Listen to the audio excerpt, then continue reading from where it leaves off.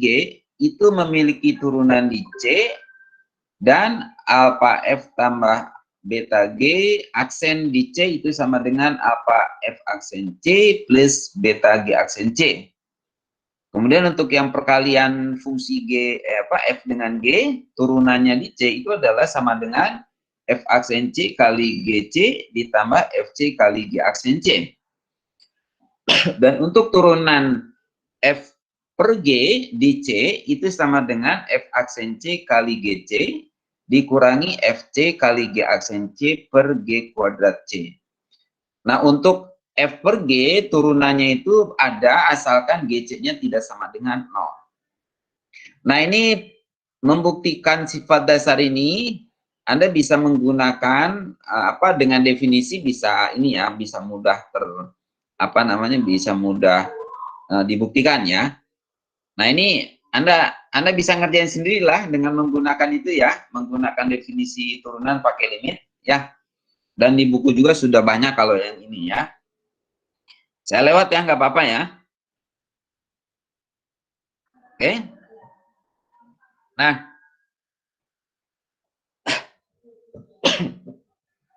di sini kita akan mencoba di sini saya berikan salah satu ilustrasi bagaimana penerapan dari sifat dasar turunan ini ya. Jadi misalkan saya punya suatu fungsi fx yaitu sama dengan x pangkat n. Di sini n itu adalah elemen bilangan asli, maka f aksen x itu adalah n kali x pangkat n min 1. Ya. Oke, nah ini karena pernyataan itu menyangkut bilangan asli, maka fakta ini bisa kita buktikan secara induktif. Ya, kita bisa buktikan secara induktif. Anda masih ingat pembuktian dengan metode induksi matematika? Itu yang pertama itu kan kita cek dulu untuk n sama dengan 1, apakah pernyataannya benar atau tidak gitu ya. Oke, maka kita cek untuk n sama dengan 1, maka kita punya fx-nya kan sama dengan x. Oke, maka jelas dengan menggunakan definisi f aksen x-nya itu kan sama dengan 1 ya. Oke. Nah, sekarang misalkan pernyataan di atas itu adalah benar untuk n sama dengan k. Yaitu fx, jika fx yang sama dengan x pangkat k, maka f aksen x-nya itu adalah k kali x pangkat k min 1. Nah, sekarang kita akan tunjukkan bagaimana untuk n sama dengan k plus 1. Maka untuk n sama dengan k plus 1 atau fx itu adalah x pangkat k plus 1, maka kita peroleh f aksen x itu kan sama dengan berarti turunan, ini d itu diferensial ya, pakai operator diferensial dari fx-nya x pangkat k plus 1, dan x pangkat k plus 1 itu kan bisa saya tulis sebagai x pangkat k dikalikan x. Oke, sepakat? Difahami? Ya. Maka turunan dari x pangkat k dikalikan x dengan menggunakan teorema dasar yang tadi, sifat dasar yang tadi, kita punya pakai yang perkalian ya. Maka kita punya turunan dari x pangkat k kali x itu kan sama dengan turunan x pangkat k dikalikan x ditambah turunan dari x dikalikan x pangkat k. Oke, berdasarkan hipotesis untuk turunan x pangkat k itu kan sama dengan k kali x pangkat k min 1 ya. Berarti yang d diferensial dari x pangkat k kali x itu sama dengan k kali x pangkat k min 1 dikalikan x. Kemudian diferensial dari x berarti 1 dikalikan x pangkat k berarti sama dengan x pangkat k. Dan Anda lihat untuk k kali x pangkat k min 1 kalikan x itu kan sama aja dengan k kali x pangkat k. Ya, sehingga kita peroleh Yang bentuk terakhir ini itu akan sama dengan K plus 1 sama dikalikan X pangkat K. Oke. Nah, yang ini K plus 1 dikalikan X pangkat K itu kan tiada lain adalah F aksen dari X pangkat K plus 1 ya. Betul? Jadi menurut prinsip induksi matematika, maka pernyataan benar untuk setiap n elemen bilangan asli. Bisa dipahami nggak? Halo?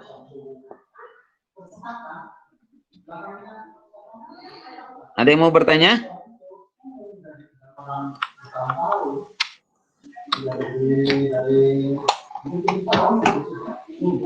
Bisa dipahami?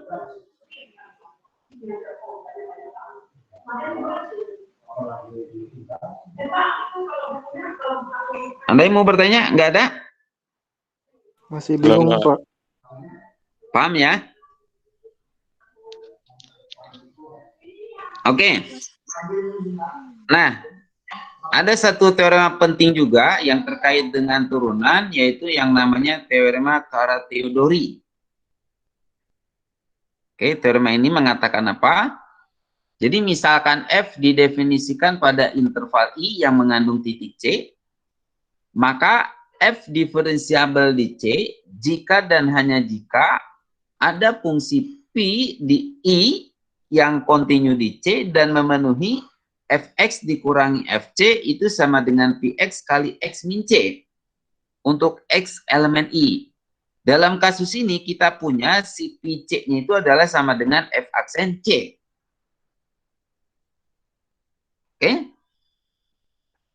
Jadi kalau kita punya fungsi F yang terdefinisi pada interval I yang mengandung titik C, maka F diferensiabel di C jika dan hanya jika ada fungsi P di I yang kontinu di C dan memenuhi Fx kurangi Fc itu sama dengan Px kali X min C untuk X elemen I. Nah, di sini kita punya si fungsi V-nya itu memenuhi Pc sama dengan F aksen C. Sebagai ilustrasi misalnya begini, kita punya fungsi Fx-nya itu sama dengan X pangkat 3. Itu kan terdefinisi untuk semua X bilangan real ya. Betul? Oke? Iya, iya, Pak. Nah, untuk C elemen bilangan real, kita kan ini Fx kurangi Fc ya, berarti Fx itu adalah X pangkat 3, kurangi Fc-nya berarti C pangkat 3, itu bisa saya faktorkan sama dengan X kuadrat ditambah Cx tambah C kuadrat dikalikan X min C. Maka di sini kita punya si Px-nya itu adalah X kuadrat tambah Cx tambah C kuadrat. Betul? Dan Anda lihat fungsi Px ini kan fungsi polinom ya? Betul? Polinom order 2 kan? Si Px-nya. Anda lihat fungsi Px-nya kontinu di C enggak?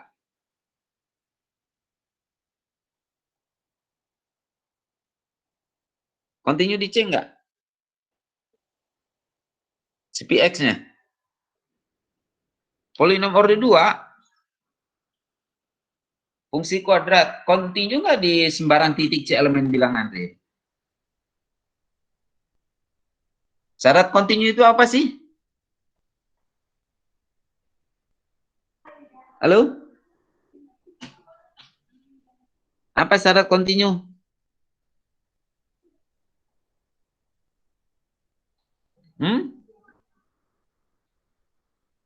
Lupa lagi? F dikatakan kontinu kalau ini udah berkali-kali nih. Apa? F kontinu di C jika Limit X mendekati C dari Fx harus sama dengan Fc. itu kan limit dari Fx untuk X mendekati C sama dengan Fc. Sekarang Anda tinggal cek aja. Coba limitnya dari Px nih, kalau X menuju C berapa coba hasilnya?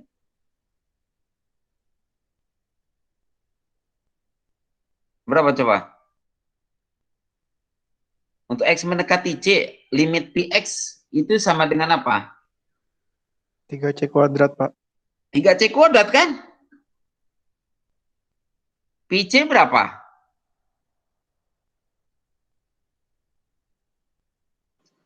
3C kuadrat juga ya, Pak?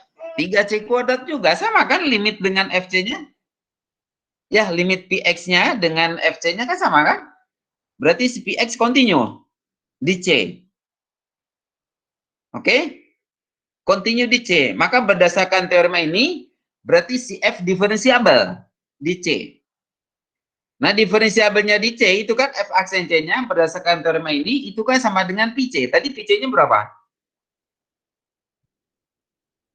PC berapa tadi? X 3C kuadrat. PC tadi PC berapa? 3C kuadrat. 3C kuadrat kan?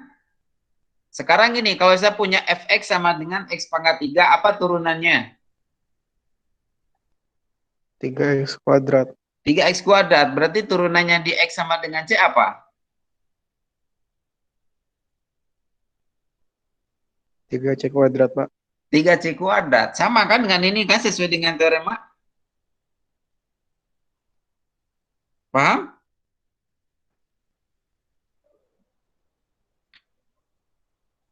Paham nggak maksud teorema ini?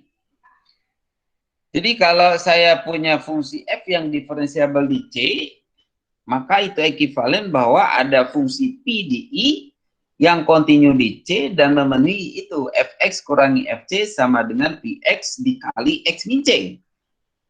Dan di sini si Pc-nya itu adalah sama dengan F aksen C. Ya, bisa dipahami nggak?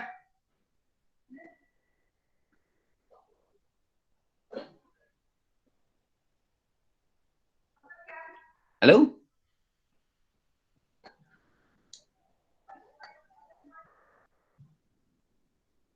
Ada pertanyaan?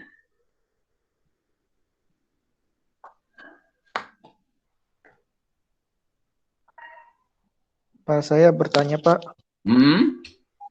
Itu kan di sini Px sama dengan X kuadrat plus Cx plus C kuadrat penuhi syarat teorema. Itu maksudnya gimana, Pak ya? Ya kan syarat teorema ini kan ini. Si P-nya nih, ada fungsi P di I yang kontinu di C dan memenuhi Fx kurangi Fc sama dengan Px kali X min C. Sekarang Anda lihat. Si P-nya itu kan yang ini ya, yang X kuadrat tambah Cx tambah C kuadrat. Itu kan yang pertama kan syaratnya dia kontinu di C.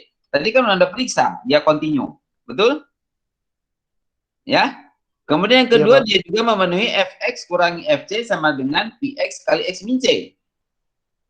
Coba Anda cek Fx min Pc kan sama dengan X pangkat 3 kurangi C pangkat 3 sama dengan ini kan. Ini yang ini kan Px kan, yang ini nih. Yang X kuadrat plus Cx tambah C kuadrat itu kan sama Px. Dikalikan X min C. Dan Anda bisa cek lagi, si Pc itu kan sama dengan F aksen C. Memenuhi semua kan?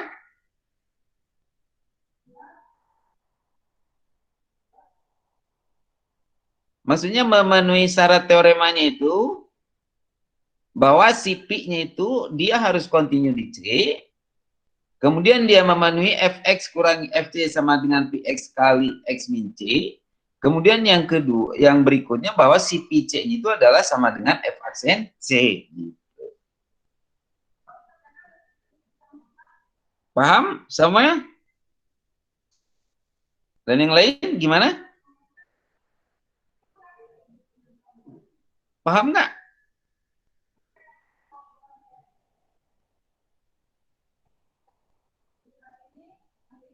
Coba saya ini, kalau saya punya Fx ini sama dengan X kuadrat, berapa Px-nya?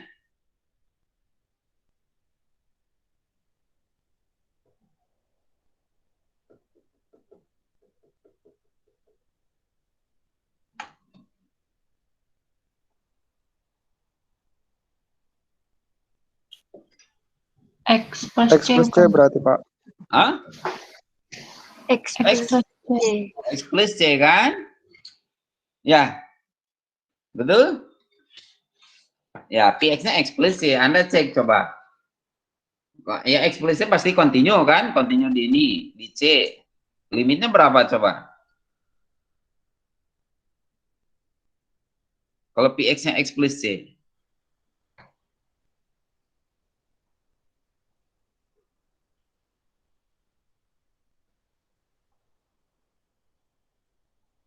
Berapa? 2C, Pak. Ya, 2C kan? Ya, seperti itu. Coba turunan dari F-nya berapa? Turunan dari F di C.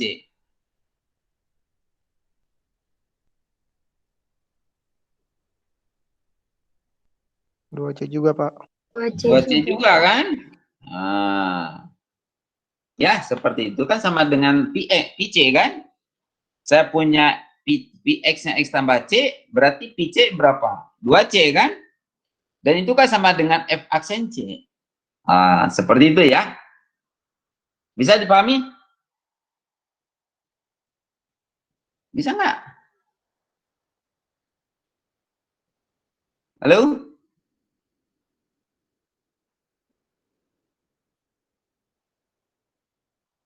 Coba kalau saya punya fx-nya sama dengan x kuadrat tambah 1.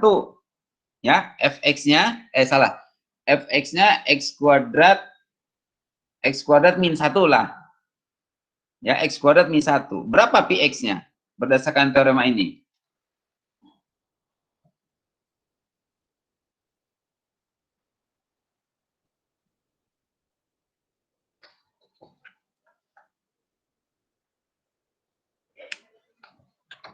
Berapa?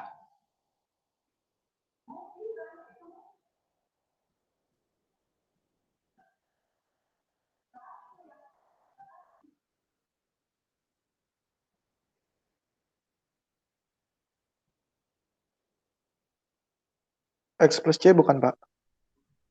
Yang lain? Lutfia berapa? Berapa? Px-nya. Lutfia Humairo.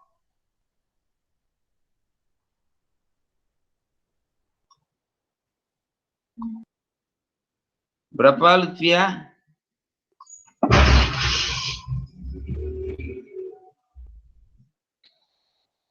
Px-nya apa?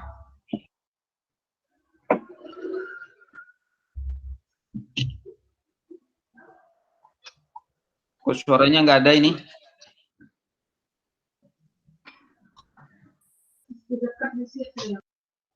Apa, Lutfia?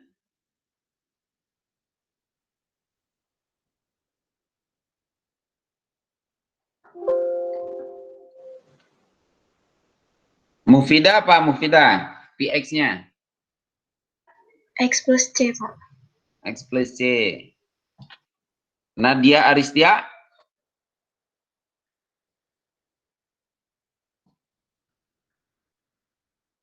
Nadia Aristia berapa? PX-nya.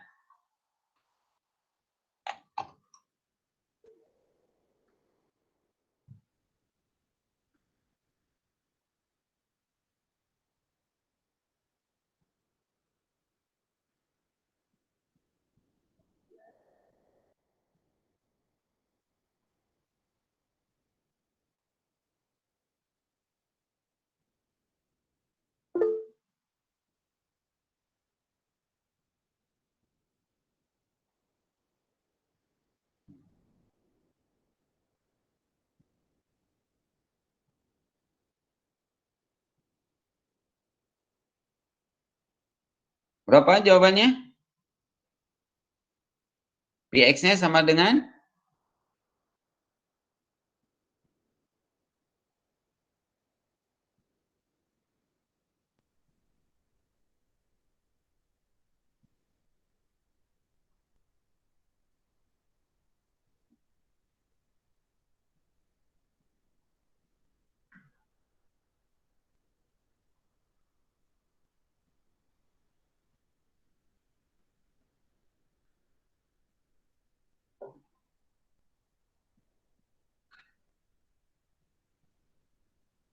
Berapa? PX-nya berapa?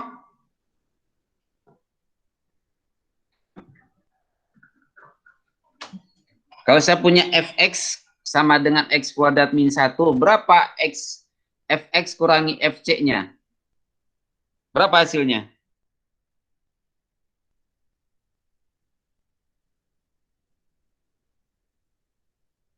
Sabrina, berapa Fx kurangi Fc-nya sama dengan apa itu?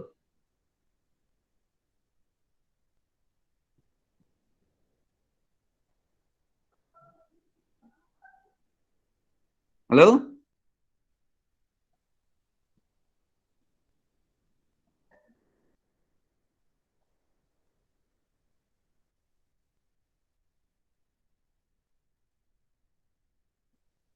Tadi kalau saya punya Fx-nya kan sama dengan X kuadrat. Tadi berapa X kuadrat min 1 ya? Min 1, Pak. Maka kita punya apa? Maka kalau saya tanya Fx dikurangi Fc berarti sama dengan apa ini? Sama dengan?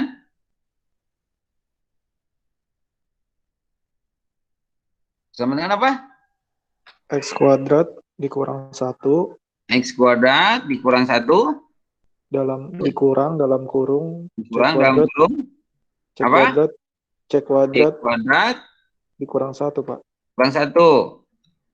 Dan ini sama dengan X kuadrat min C kuadrat. X kuadrat min C kuadrat kan? Nah, salah. C kuadrat. Dan ini sama dengan apa? X plus C, X plus C X min C. dikali X min C kan? Berarti di sini pilih Px-nya apa? X plus C. Pilih Px-nya sama dengan X plus C. Ya.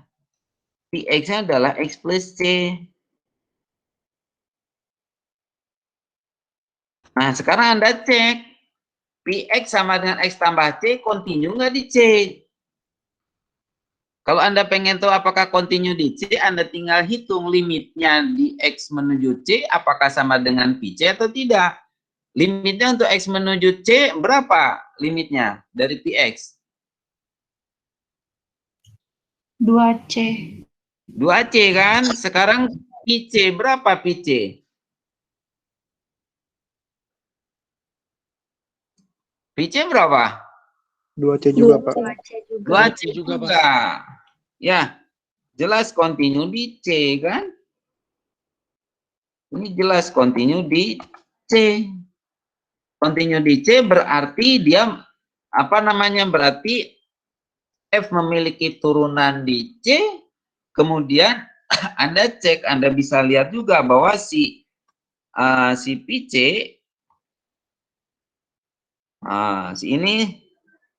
si siapa si F F aksen C, si F aksen C itu kan sama dengan nih, salah. Si F aksen C-nya kan itu sama dengan PC kan? Ya, sama dengan PC. Itu sama dengan 2C. Nah, maksudnya teorema Carathédor itu seperti itu. Ya.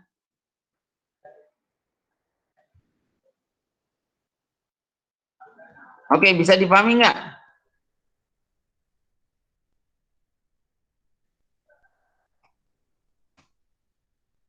Bisa dipahami nggak teorema ini? Ayo, ada pertanyaan nggak? Anda nanti bisa cek lah untuk fungsi-fungsi yang lain ya. Seperti itu. Oke, kalau nggak ada pertanyaan, saya anggap Anda sudah mengerti ya. Oke. Nah, sekarang Anda lihat.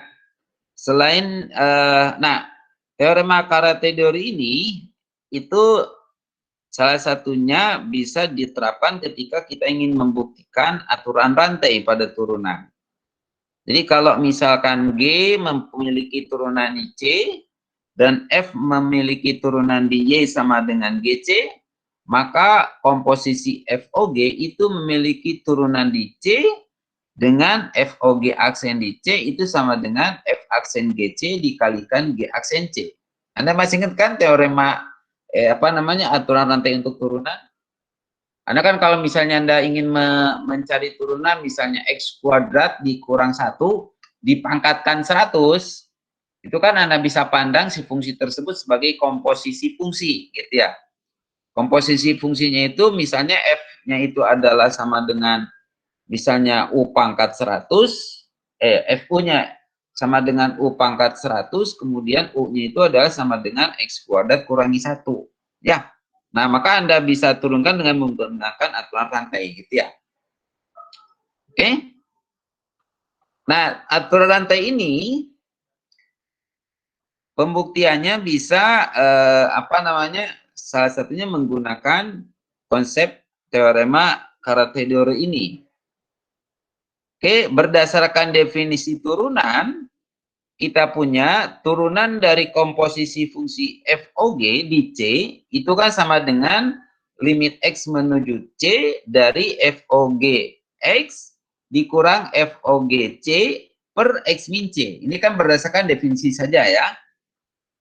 Dan berdasarkan definisi komposisi fungsi, ini akan sama dengan limit X menuju C dari F Gx dikurang F Gc per X min C. Bisa diikuti sampai sini?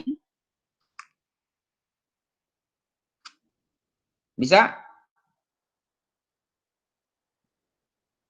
Oke, kalau nggak ada suara berarti bisa ya ngikutin ya. Oke, sekarang bila Gx kurang Gc itu tidak sama dengan 0, ya, ketika Gx kurang Gc tidak sama dengan 0, maka pada suatu interval terbuka C kurang delta sampai C plus delta, kita punya FOG aksen C itu bisa kita nyatakan sebagai limit X menuju C dari FGX kurangi FGC per X min C itu sama dengan sebentar, ini ada yang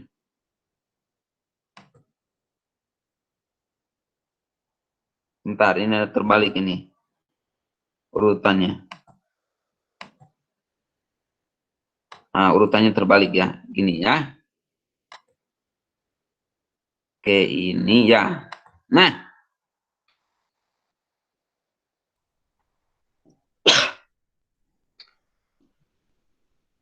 oke. Ya ini dulu ya, salah tadi. Oke, mengingat di sini kan gini. Ketika G memiliki turunan di C, maka mengakibatkan G kontinu di C kan, berdasarkan teorema sebelumnya. Ya. Kalau saya punya G kontinu di C, maka G pasti memiliki turunan di C ya. Oke, kontinu di C. Nah, mengingat G kontinu di C, maka menurut teorema yang tadi, kalau G kontinu ya, maka HOG juga kontinu di C.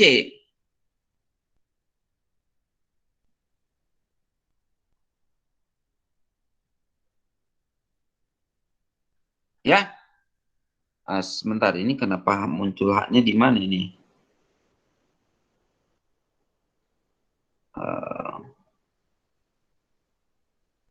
Oke.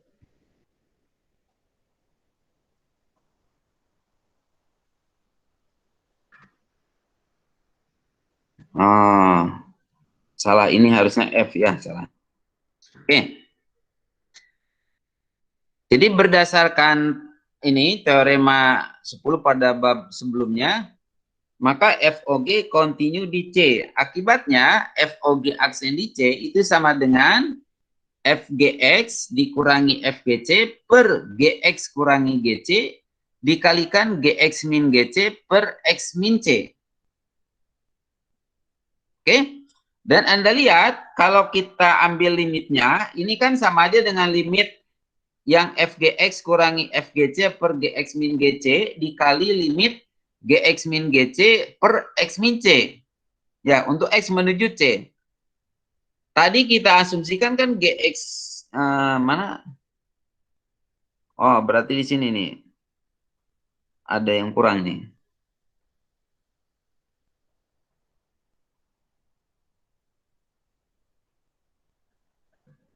Oke, ya. Dalam hal Gx min Gc-nya tidak sama dengan 0 ya.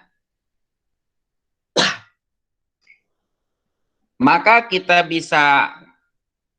peroleh F aksen Gc dikalikan G aksen C ya, seperti yang kita harapkan. Nah, akan jadi masalah kalau G-nya bukan si G-nya fungsi konstan. Kenapa coba kalau G-nya fungsi konstan? Apa yang akibatnya?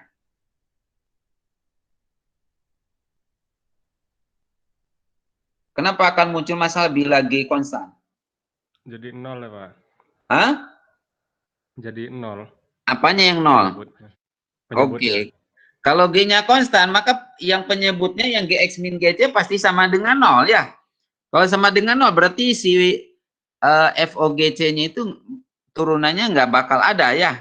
Karena di sini FGX kurangi FGC per Gx min Gc. Itu sama, tidak terdefinisi limitnya jadinya ya. Oke, maka argumentasi yang tadi di atas itu gagal ya. Oke, jadi kalau Gx min Gc-nya bukan konstan, kita bisa menggunakan trik yang ini. Tapi kalau misalnya G-nya konstan, kita tidak bisa pakai yang ini.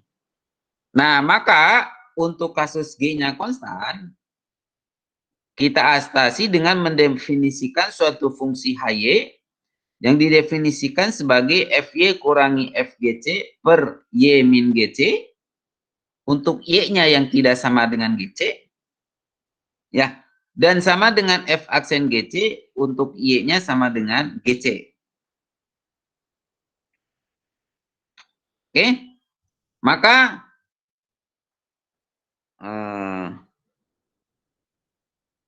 sebentar, ada yang hilang ini. Oke,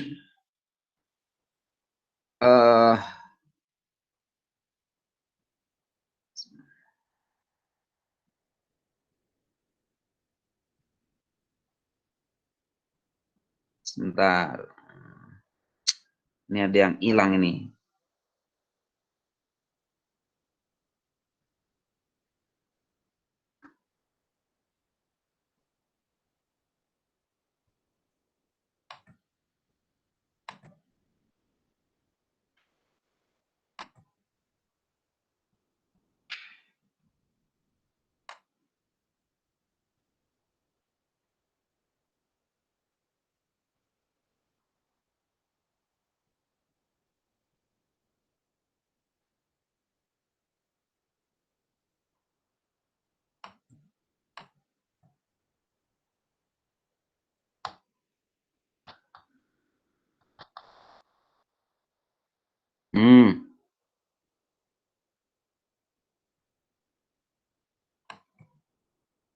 Oke, berarti ini saya ada salah nulis nih.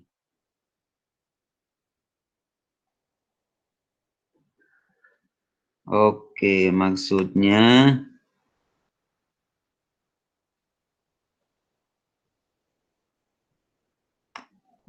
gini, yang ini itu.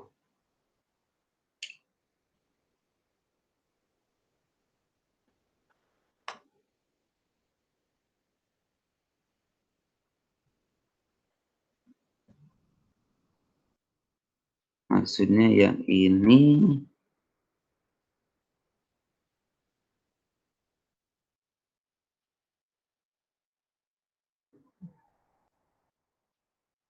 Maksudnya gini ya, bila Gx kurangi Gc tidak sama dengan 0 pada suatu interval terbuka ini, maka saya punya ini kan ya. Oke, selesai.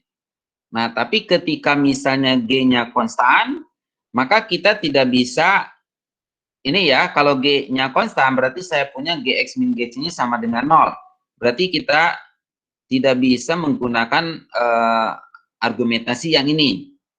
Oke, maka untuk apa namanya kasus G-nya konstan, kita definisikan fungsi HY itu sama dengan FY min FGC per Y min GC untuk Y tidak sama dengan GC, dan F aksen GC jika Y-nya sama dengan GC.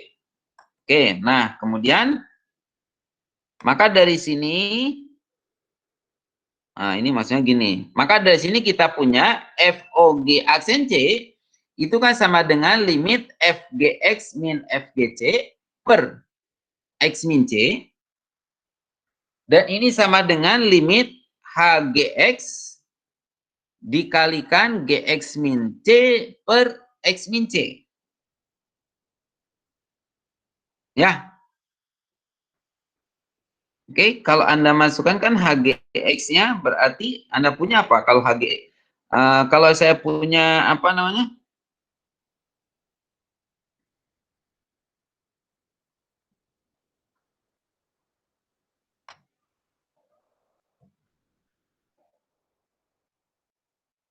Oke, Anda lihat di sini. Mana tadi ini? Oke, sebelum ke sini, Anda lihat definisi fungsi ini ya. Oke, coba saya mau tanya. Kalau saya punya HY yang didefinisikan seperti ini, apakah HY continue di GC enggak?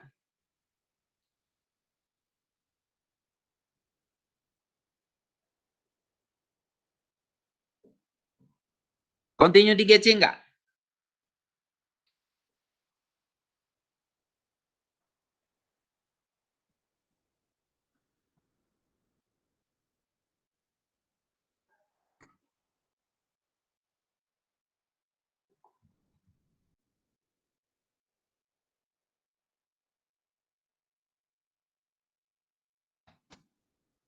Fungsi HY ini continue di GC enggak nih?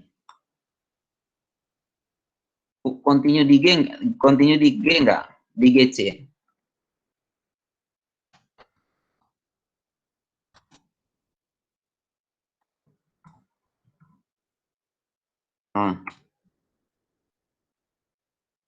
Continue di GC enggak?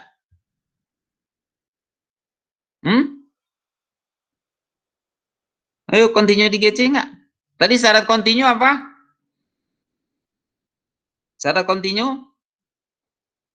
Kalau H continue di GC berarti syaratnya apa?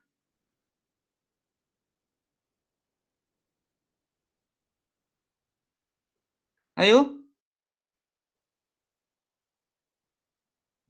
Limitnya sama dengan limit apa?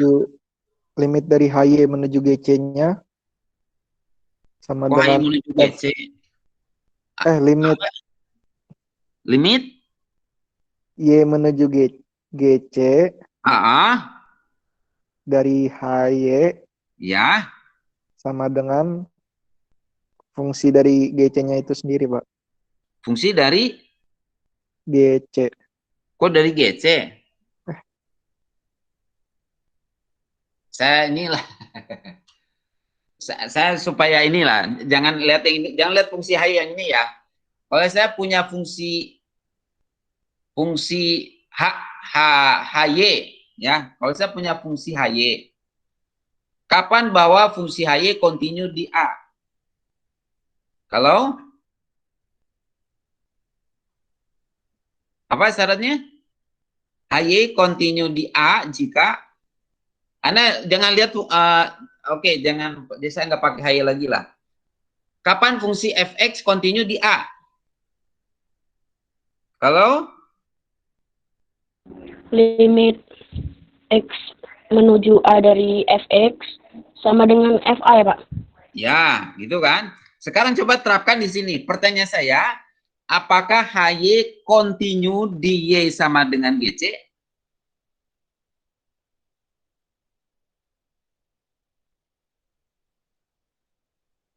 Berarti Anda harus cek apa?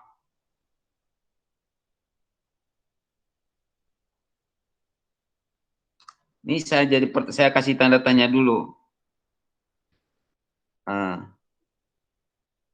Saya kasih tanda tanya dulu. Nah, apakah betul enggak? Berarti yang harus Anda cari apa? Anda harus cek apa? Anda harus periksa limit dari apa tadi limitnya? Y menuju GC, Pak. Oke, Y menuju GC. Y menuju GC. Dari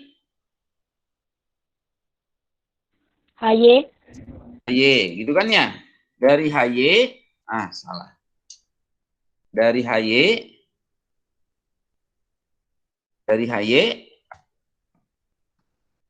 dari HY, ini harus sama dengan apa? HGC. Hah? HGC. HGC kan? Itu ya? Betul? Nah ini Iya, Pak. apakah berlaku begini enggak? Sekarang pertanyaan saya, berapa limit HY untuk Y menuju GC? Berarti limit HY untuk Y menuju GC berarti sama dengan apa? Limit dari fungsi yang mana yang dihitungkannya? HY ini yang mana? Yang dipakai?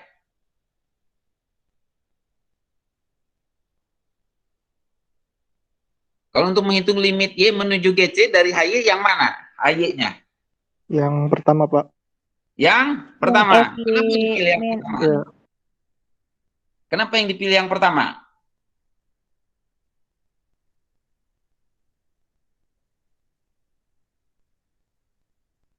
Kenapa?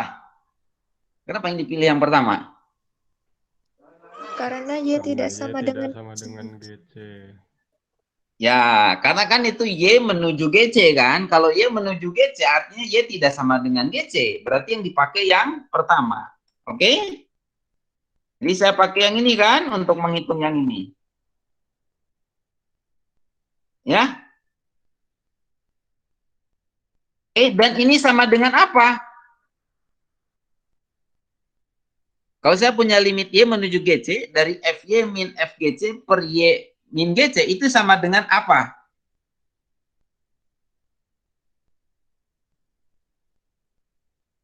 Sama dengan HGC. apa? Sama dengan apa? Coba saya pertanyaan yang lain. Turunan, Hah? Apa, turunan. Ferdi? Apa? Sama dengan sama dengan H aksen GC. H aksen? GC. Oke, ini sama dengan H aksen GC.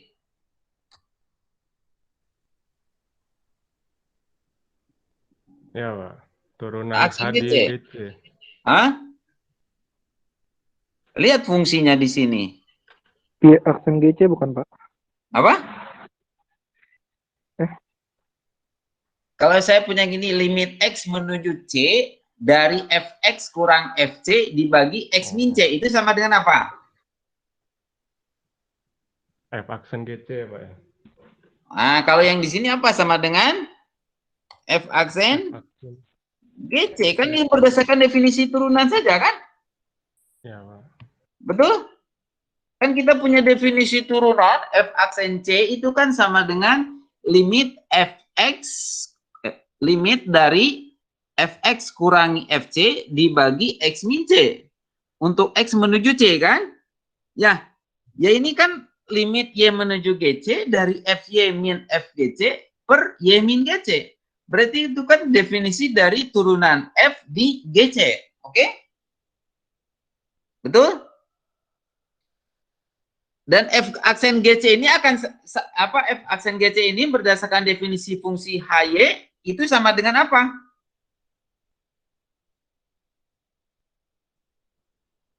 Sama dengan apa?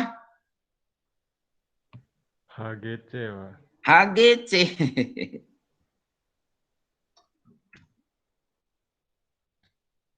Oke? Bisa dipahami? Betul? Karena limit HY untuk Y menuju GC sama dengan HGC, maka kita simpulkan bahwa H kontinu di GC. Gitu. Oke? Bisa dipahami? Bisa nggak?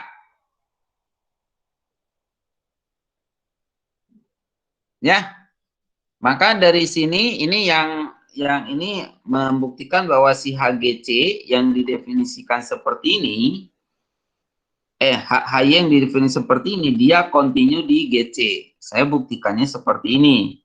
Anda hitung limit HY untuk Y menuju GC, Anda buktikan bahwa itu sama dengan HGC. Oke, ternyata terbukti benar bahwa dia berlaku. Maka akibatnya si HY itu adalah continue di GC. Karena H continue di GC, maka FOG aksen di C itu akan sama dengan limit X menuju C dari FGX kurangi FGC per X min C. Ini akan sama dengan limit dari HGX dikalikan GX min GC per GX. Per X min C. Ya, dan itu sama dengan F aksen GC dikalikan G aksen C. Ya. Ini kan kalau misalnya kita punya limit ini kan berarti kita bisa jadikan ini kan limit X menuju C dari HGX dikali dengan limit GX menuju GC per X min C. Nah itu sama dengan yang limit yang pertama untuk limit X menuju C dari HGX, ya untuk X menuju C berarti kan itu sama aja dengan yang tadi kan kalau misalnya dimasukkan ke sini limit X menuju C dari HGC berarti kan sama dengan ini kan, ya limitnya untuk yang menuju X menuju C kan sama aja dengan artinya Y menuju GC ya. Oke, maka kita punya jadinya yang ini sama dengan F aksen GC ya, dan yang suku yang ini menghasilkan G aksen C. Oke. Nah, terbukti bahwa aturan rantai berlaku. Oke. Ya, kalau misalnya Anda ini kan Anda masih ingat lah kalau Anda ingin mencari misalnya turunan X kuadrat tambah 1 dipangkat 100 itu kan Anda hitungannya itu kan 100 kali X kuadrat tambah 1 pangkat 100 kurangi 1 dikalikan dengan turunan yang ada di dalam kurungnya gitu kan ya. Oke, nah maka yang tadi 100 kali X kuadrat tambah 1 pangkat 99 itu sebagai F aksen dari GC, dalam hal ini sih GC itu adalah X kuadrat tambah 1 dikalikan dengan G aksen C-nya yaitu 2X. Ya. Oke. Nah, seperti itu. Oke, itu aturan rantai. Nah, kemudian untuk turunan tingkat tinggi, seperti apa namanya definisi turunan ya kalau jika F memiliki turunan di setiap titik dalam suatu interval terbuka I maka kita bisa dapatkan F memiliki turunan pada I. Turunannya itu kita sebut sebagai F aksen dan juga terdefinisi di I gitu ya. Oke, nah bagaimana kita mendefinisikan turunan kedua dari F? Sebagai turunan dari F aksen. Oke. Turunan kedua dari F itu bisa kita peroleh dengan cara menurunkan F aksen satu kali, gitu kan ya? Maka berdasarkan definisi turunan, di C kita punya F double aksen C atau turunan kedua F di C, itu akan sama dengan limit X menuju C dari F aksen X kurangi F aksen C per X min C. Dan tentunya asalkan limit ini ada. Kalau misalnya limitnya ada, berarti turunan keduanya ada. Ya.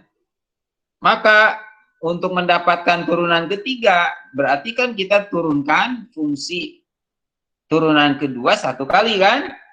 Maka berdasarkan definisi turunan, berarti untuk F triple aksen sama dengan limit dari apa? Kalau F triple aksen. Berarti limit dari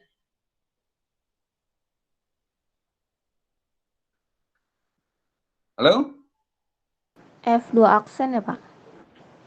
F2 aksen. F2 aksen sama F2 aksen limit X mendekati C. Kalau F triple aksen berarti apa? Berarti kalau F triple aksen sama dengan limit X mendekati C, F2 aksen X dikurang F2 aksen C per X min C. Gitu aja kan? Ya. F double limit X menuju C dari F double aksen X dikurangi F double aksen C dibagi X min C. Itu turunan ketiga. Turunan keempat ya berarti tinggal diganti aja atasnya dengan F triple aksen gitu aja. Ya, bisa dipahami ya. Tapi tentu syaratnya harus ada gitu ya. Oke, bisa dipahami? Kan di kalkulus seperti itu kan ya? Oke. Nah, ini untuk turunan kedua Anda bisa cek bahwa untuk turunan kedua kita punya FC plus H dikurangi FC dikurangi H F aksen C dikurangi H kuadrat per 2 F double aksen C ini akan sama dengan orde epsilon H. Di sini epsilon H per H kuadratnya dia akan menuju 0 untuk H menuju 0. Ya. Ini nanti erat kaitannya dengan Dirac Taylor ya, seperti itu. Oke. Nah, ini saya akan lewat yang ini malah. Oke, sekarang nah, secara geometri turunan tingkat tinggi itu terkait dengan apa? Kalau misalnya untuk turunan pertama nanti akan disampaikan. Kalau turunan pertama kan terkait dengan gradien ya. Oke, dengan gradien kemiringan garis singgung. Nah, untuk turunan kedua dari F ini berkaitan dengan kecekungan grafik fungsi. Kalau turunan keduanya bernilai positif pada suatu interval, maka grafik fungsi F itu cekung ke atas pada interval tersebut. Paham ya?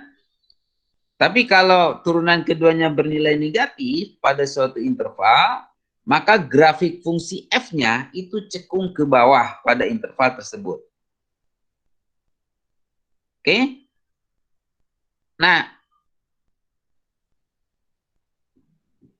dengan mengetahui turunan kedua, kita juga bisa mengetahui bagaimana F aksen berubah.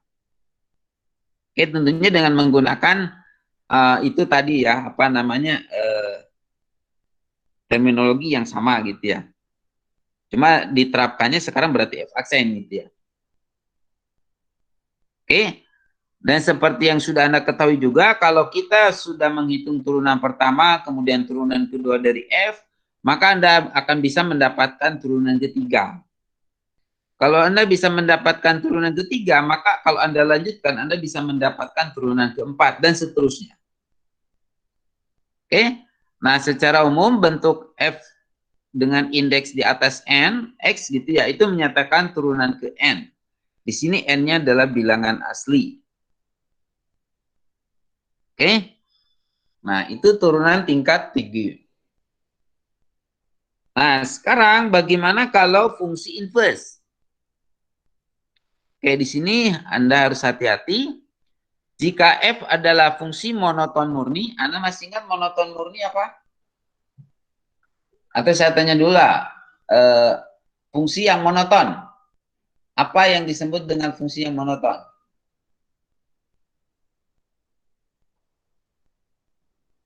Apa coba? Fungsi monoton itu bila gimana? Fungsi monoton.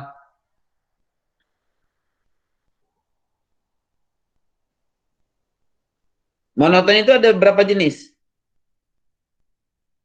2, Pak. Apa? Monoton naik, monoton turun, Pak. Oke, monoton naik, monoton turun.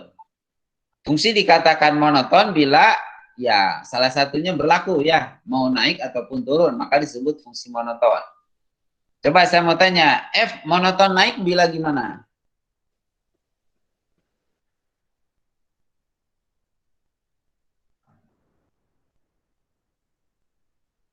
F disebut monoton naik, definisinya gimana? Jika apa?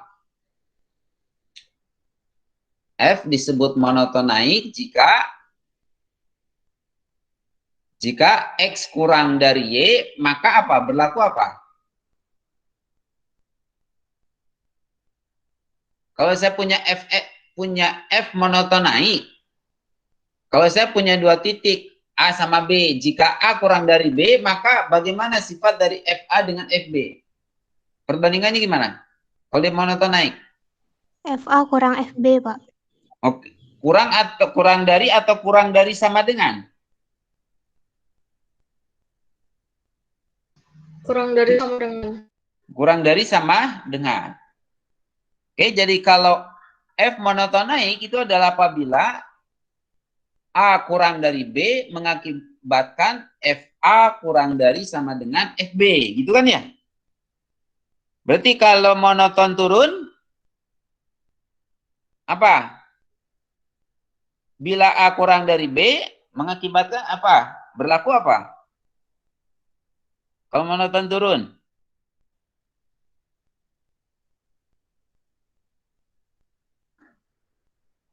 Apa? Kalau naik tadi, kalau A kurang dari B, maka berlaku FA kurang dari FB. Itu monoton naik. Bahasa lainnya kan disebut monoton naik itu apabila nilai fungsi di titik sebelumnya itu nilainya senantiasa kurang dari atau sama dengan titik sesudahnya, gitu ya. Nilai fungsi di titik sesudahnya. Kalau monoton turun gimana perilakunya? Nilai fungsi di titik sebelumnya itu nilainya Lebih besar dari titik yang selanjutnya. lebih besar atau sama dengan nilai fungsi di Lebih titik besar selanjutnya sama kan? Jadi Iya. kalau saya punya A kurang dari B, maka F monoton turun ketika apa? Kalau A kurang dari B, berlaku apa? FA? Lebih FA besar lebih besar sama dengan FB. Lebih besar sama dengan FB. Nah, itu disebutnya monoton. Naik atau murni gitu ya. Naik atau turun, salah. Sekarang, apa bedanya dengan monoton murni? Apa monoton murni? Bedanya apa dengan monoton gitu? Nggak ada sama dengannya, Pak. Oke, kalau monoton murni itu tidak ada sama dengannya. Jadi kalau monoton murni itu kalau X kurang dari Y, maka Fx kurang dari Fy. Itu monoton naik murni ya. Oke, kalau monoton turun berarti, monoton turun murni ya, berarti jika X kurang dari Y, maka Fx lebih dari Fy. Itu maka monoton turun murni. Oke, jadi ketika Anda menyebut atau disebutkan monoton murni, itu artinya sama dengannya nggak ikut ya. Oke, jika F adalah fungsi monoton murni, kontinu pada interval I, maka fungsi kebalikannya yaitu inverse, yaitu G sama dengan F inverse terdefinisi pada interval J sama dengan Fi. Dan memenuhi hubungan Gfx sama dengan X. Oke? Kenapa? Apa namanya? Kalau kita ingin mengetahui apakah sebuah fungsi memiliki inverse atau tidak, kenapa kita harus cek dia monoton murni? Kenapa? Kenapa harus cek monoton murni? Inverse itu ada bila gimana coba? Inverse fungsi itu ada bila gimana?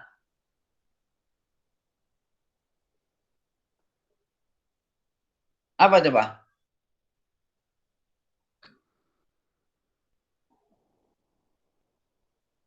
Hmm?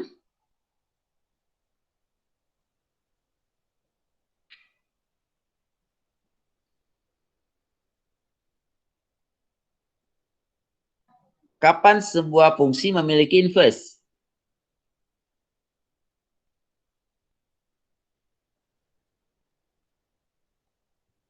Oke, saya mau tanya lah. Kalau fx sama dengan x tambah 2, dia memiliki inverse enggak?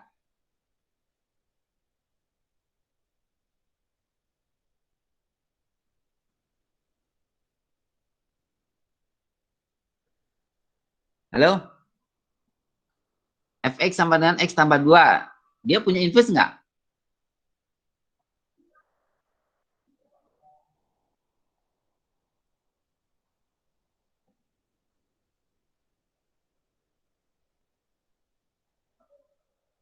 Coba kalau Anda gambarkan, saya punya fx sama dengan x tambah 2. Gambarnya berupa apa?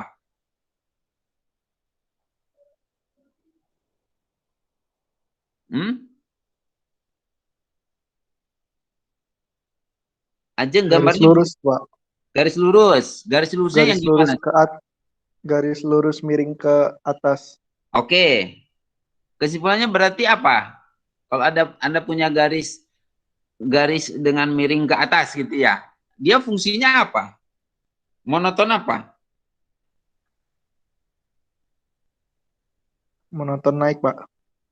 Monoton naik atau ada yang lebih spesifik?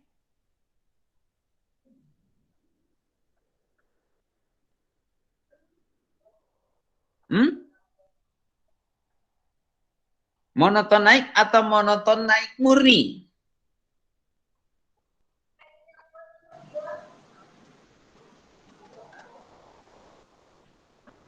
Monoton naik murni, Pak. Oke, monoton naik murni. Oke, monoton naik murni. Oke, karena fx sama dengan x tambah 2, dia monoton naik murni, maka dia memiliki inverse. Nah, sebetulnya monoton naik murni itu hanya sebagai itu aja, sebagai apa namanya, bentuk lain bahwa fx sama dengan x tambah 2 itu punya inverse. Sebetulnya secara ini kan, suatu fungsi f itu dikatakan memiliki inverse apabila dia berupa fungsi yang bijektif. Fungsi yang bijektif. Satu ke satu sekaligus pada. Ya, maka dia memiliki inverse. Anda masih ingat kalau misalnya dia fungsi satu ke satu apabila gimana? Suatu fungsi disebut fungsi satu ke satu bila gimana? Fungsi injektif lah bahasa lainnya. Bila gimana? Bila gimana? Lupa lagi.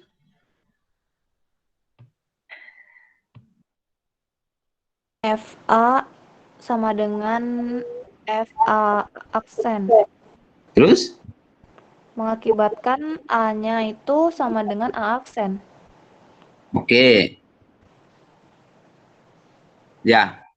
Dia injektif kalau FA sama dengan FB, maka berlaku A sama dengan B. Artinya apa? Kalau dia satu ke satu, artinya setiap Anda mengambil satu nilai X, maka Anda hanya akan mendapatkan satu nilai tunggal dari Fx. Gak ada yang lain. Ya. Maaf, salah. Terbalik ya. Kalau Anda punya satu nilai Fx, gitu, ya, maka X-nya itu yang ada hanya satu. Hanya satu buah. Beda kalau misalnya gini, Fx sama dengan X kuadrat, itu satu ke satu enggak?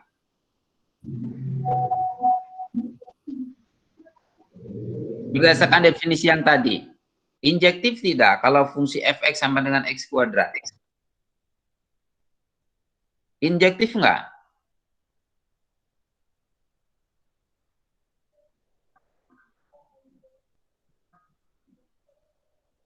Coba Anda cek, ada nggak satu nilai FA sama dengan FB?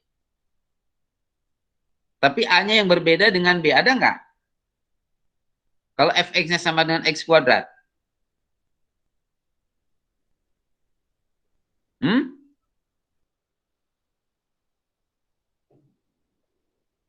Saya punya Fx sama dengan X kuadrat.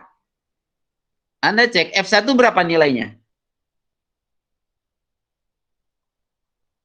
F1? 1 bukan, Pak? Ya, 1. F-1 berapa? 1. 1 juga kan? Berarti Anda punya F1 sama dengan F-1, betul? Benar. Ya, tapi Anda punya 1 kan tidak sama dengan -1. Oke? Karena F1 sama dengan F-1, tetapi 1 berbeda dengan 1, maka artinya fungsi Fx sama dengan X kuadrat itu tidak injektif atau tidak 1 ke 1. Makanya kalau fungsi fx sama dengan x kuadrat itu tidak punya inverse. Kalau daerah definisinya itu adalah semua bilangan real. Ya. Jadi nggak akan Anda bisa cari inverse-nya kalau fx sama dengan x kuadrat didefinisikannya di x semua real. Kenapa? Karena tadi untuk kasus daerah definisinya bilangan real, fx sama dengan x kuadrat itu tidak injektif. Oke? Nah, saya lanjut. Jadi di sini kalau saya punya f-nya itu fungsi monoton murni, kontinu pada interval i, maka fungsi balikannya atau inverse-nya saya sebut dengan G namanya, dan itu adalah f inverse. Itu terdefinisi pada interval J, yaitu daerah jangkauan dari f dari i, dan memenuhi hubungan Gfx sama dengan x. Atau f inverse dari fx itu sama dengan x. Coba, kalau saya punya fx sama dengan x tambah 2. Saya contoh aja ya misalnya. Contoh ya misalnya. Kalau saya punya fx sama dengan x tambah 2.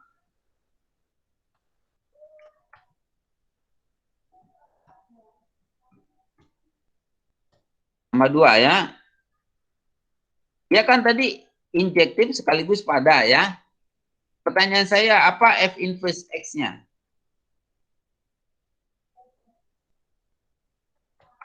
F inverse-nya apa?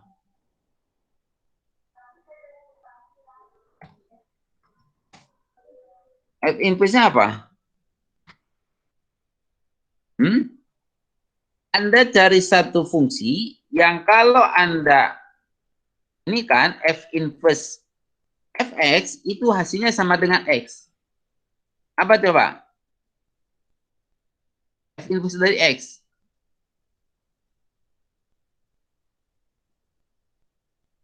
Lupa lagi. Nyari inverse. Oke, saya hasil akhirnya aja. Nah, inverse-nya itu adalah x min 2. Anda coba cek verifikasi. Verifikasi ya. Berarti di sini GFX itu kan berarti sama aja dengan F inverse FX gitu ya. GFX berarti kan ini sama dengan, ini G-nya saya ganti dengan F inverse dari FX. Ini sama dengan apa hasilnya? Berarti kan ini sama dengan F inverse dari apa? X plus 2. X plus 2. Dan ini sama dengan apa?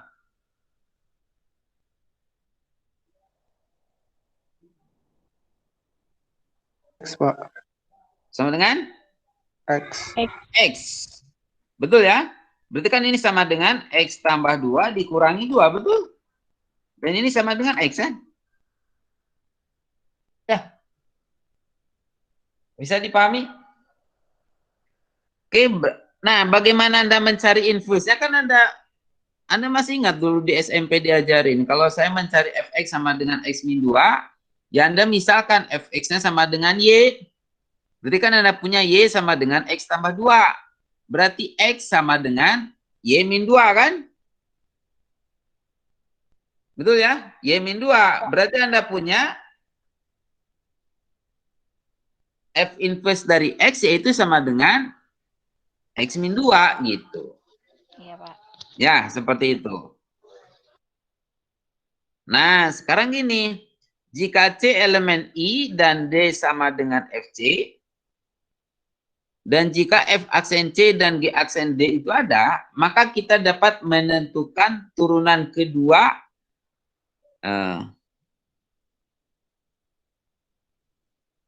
sebentar. Maksudnya gini, kita dapat menentukan turunan dari kedua sisi persamaan. Ini maksudnya dari sini yang GFX sama dengan X ya. Menentukan turunan dari kedua sisi persamaan. Ya. Dari ini nih, dari GFX sama dengan X, kita ambil turunannya masing-masing ruas. Oke, di titik C ya. Berarti coba Anda gini, GFX sama dengan X. Anda cari turunannya. Berarti yang ruas kiri kan pakai aturan rantai kan ya? Betul? Berarti kan turunannya itu kan sama dengan G aksen FC dikalikan F aksen C untuk yang ruas kiri. Dan ruas kanan turunannya kan berarti sama dengan 1. Oke, dalam hal F aksen C-nya tidak sama dengan 0, maka kita peroleh G aksen FC itu kan sama dengan 1 per F aksen C. Tapi FC sendiri kan sama dengan D. Berarti kita punya G aksen D itu sama dengan 1 per F aksen C. Oke? Dan G sendiri itu kan adalah F inverse dari Fx kan ya? Berarti ini sama aja dengan yang ininya adalah F inverse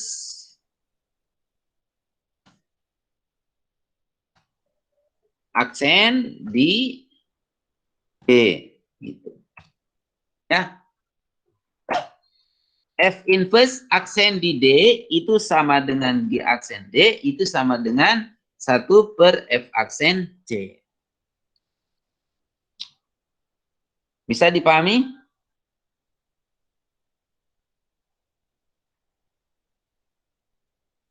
Contohnya gini misalnya. Contohnya misalnya.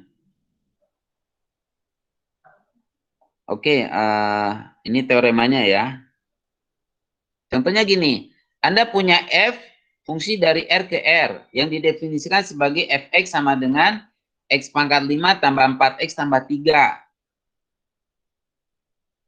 Oke, jelas dia kontinu karena dia polinom. Apakah kemudian sekaligus juga dia monoton naik murni? Betul ya, dia monoton naik murni ya.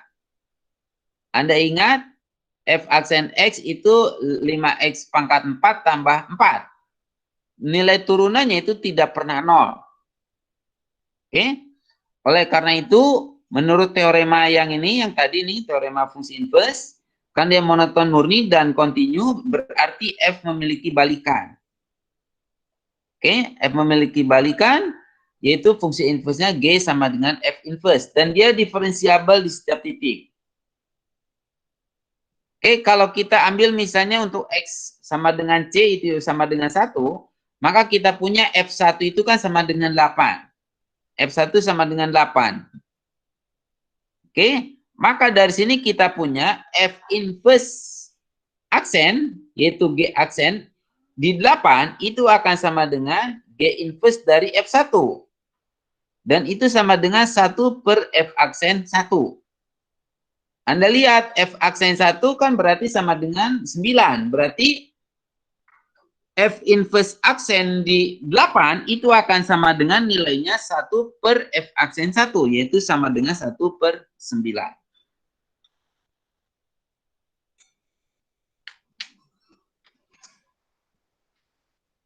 Oke, bisa dipahami?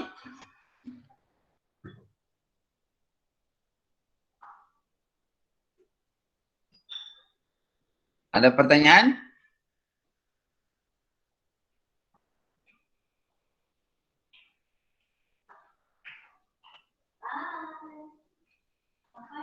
Halo?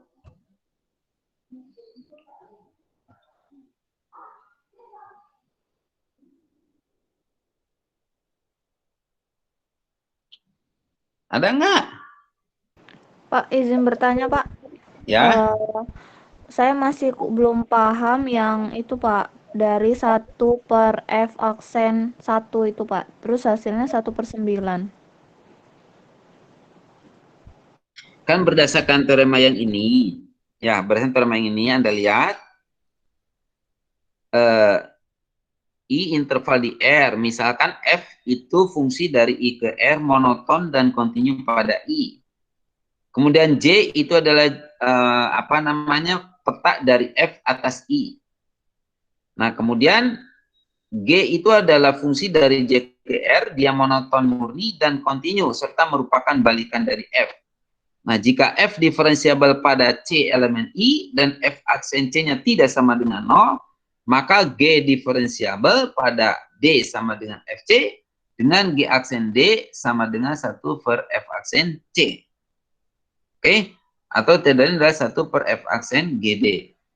Artinya gini, kalau saya punya fungsi F-nya adalah ini, X pangkat 5 tambah 4, X tambah 3, berarti kan F aksennya 5X pangkat 4 tambah 4 kan? Ini nilainya senantiasa positif kan ya? Betul? Untuk Iya. X berapapun, dia senantiasa positif, tidak pernah 0. Oke, berarti F memiliki inverse. Berarti dia monoton naik murni, ini yang si F aksennya itu. Ya, monoton naik murni. Berarti dia memiliki inverse, yaitu G sama dengan F inverse. G-nya itu adalah F inverse ya. Dan dia diferensiabel di setiap titik.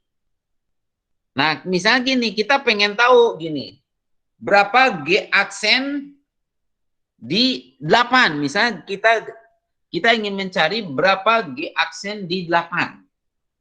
Pertanyaannya itu. Ya, kita ingin mencari G aksen di 8. Ya, nilai F aksen, F inverse aksen di 8. Berarti di sini 8 itu kan elemen dari peta F. 8-nya itu elemen dari peta F. Artinya apa? Anda harus mencari suatu X atau suatu C yang terkait dengan FC-nya itu sama dengan 8. Bisa dipahami? Kita tujuannya nih, pertanyaan itu adalah kita ingin mencari G aksen di 8. Artinya di F inverse aksen di 8. Oke? Anda lihat kan F inverse-nya itu kan dari, berdasarkan teorema ini kan, si G-nya itu kan dari J ke R kan? Dari J ke R. Si G-nya, si fungsi inverse-nya itu adalah dari J ke R. J-nya sendiri itu adalah jangkauan atau daerah hasil dari F atas I. Artinya apa? Kalau kita ingin mencari G aksen 8, berarti si 8-nya itu adalah anggota dari peta F. Kalau 8 itu anggota dari peta F, artinya ada nilai X yang membuat Fx-nya itu sama dengan 8. Atau ada C yang membuat FC-nya itu sama dengan 8. Coba Anda cari nilai C yang membuat FC-nya 8. Berapa C-nya? C-nya berapa? 1. 1 kan? Iya. Kalau Anda cari ini X pangkat 5 tambah 4X tambah 3, untuk X-nya sama dengan 1, Anda peroleh F1-nya kan sama dengan 8. Artinya apa? Untuk 8 di domain G, itu sama dengan apa? C sama dengan 1 di domain F gitu ya. Terkait dengan C sama dengan 1 di domain F. Oleh karena itu G aksen 8 itu sama dengan G aksen dari F1. Dan berdasarkan teorema yang ini, G aksen F1 itu kan sama dengan 1 per F aksen C. Ya, yaitu sama dengan 1 per F aksen 1.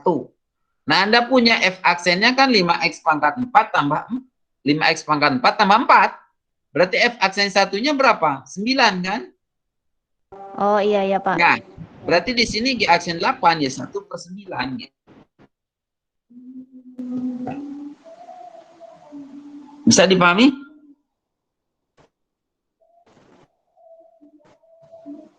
Ya.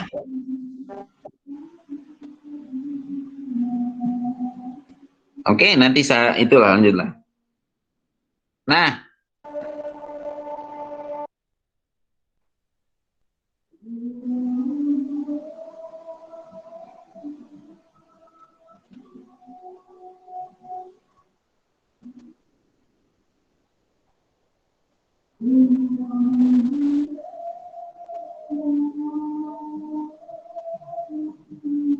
Sebentar ya.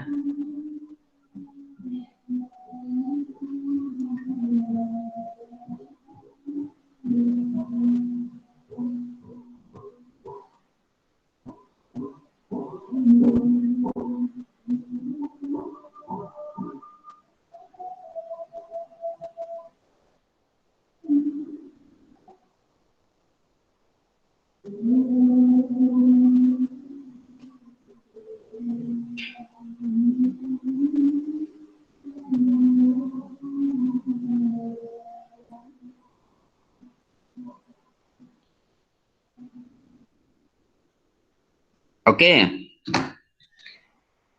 Nah, terkait dengan turunan di sini sudah pernah Anda ketahui juga bahwa salah satu aplikasi itu terkait dengan maksimum dan minimum fungsi ya. Oke, di sini kita definisikan dulu maksimum dan minimum lokal. Jadi kalau misalkan F terdefinisi pada suatu interval terbuka AB dan C itu adalah elemen interval buka AB, maka kita katakan F mencapai nilai maksimum lokal di C apabila Fx-nya itu kurang dari sama dengan Fc untuk setiap X di dalam interval terbuka tersebut. Ya. Oke, paham ya? Kalau F mencapai nilai maksimum lokal di C, artinya semua nilai Fx itu nilainya kurang dari sama dengan Fc untuk semua X. Nah, titik C di sini disebut dengan titik maksimum lokal. Berarti kalau minimum lokal, berarti yang berubah apanya? Fx-nya harus F mencapai nilai minimum lokal di C apabila gimana? Fx gimana? Dibandingkan dengan Fc? Lebih dari sama dengan ya, Pak? Oke, lebih dari sama dengan. Jadi kalau minimum lokal, si Fx-nya lebih dari sama dengan Fc. Kalau analog itu artinya tinggal ngubah ininya aja. Tanda lebih kurang dari sama dengannya ganti dengan lebih dari sama dengan. Ya, itu minimum lokal. Secara geometris kurang lebih seperti ini. Anda punya interval A sampai B, maka di sini untuk di titik X sama dengan C, F mencapai maksimum lokal. Oke? Nah, karena di sini intervalnya terbuka. Oke? Nah, jika Fc merupakan nilai maksimum F pada seluruh interval AB, maka F mencapai nilai maksimum lokal di C. Tapi tidak berlaku sebaliknya. Ya. Kalau nilai maksimum lokal itu belum tentu merupakan nilai maksimum dari F. Nilai maksimum itu maksudnya maksimum global ya. Jadi secara intuitif F mencapai nilai maksimum lokal di C apabila grafiknya itu mempunyai sebuah puncak di atas titik C. Oke, serupa dengan itu F mencapai nilai minimum lokal di C apabila grafiknya mempunyai sebuah lembah di atas titik C. Ya. Oke, sebagai contoh misalnya kalau saya punya F dari R ke R, fungsi yang didefinisikannya seperti ini, Anda lihat F mencapai nilai maksimum lokal di -1, betul ya? Ya, maksimum lokal di ini, di X sama dengan -1. Namun F-1 sama dengan 1 itu bukan merupakan nilai maksimum F pada R.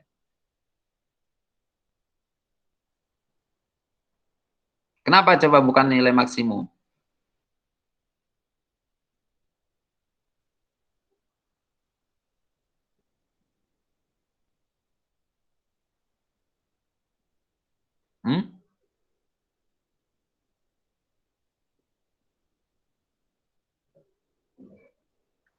Ya, Anda lihat gambarnya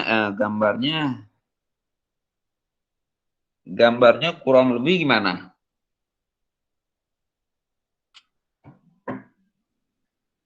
Anda bisa menggambarkan fungsi F ini? Ya. Oke. Jadi F memiliki nilai maksimum lokal di -1. Betul ya, -1 ya. F-1 berapa nilainya? F-1 berarti 1. Kalau untuk lebih dari min 1,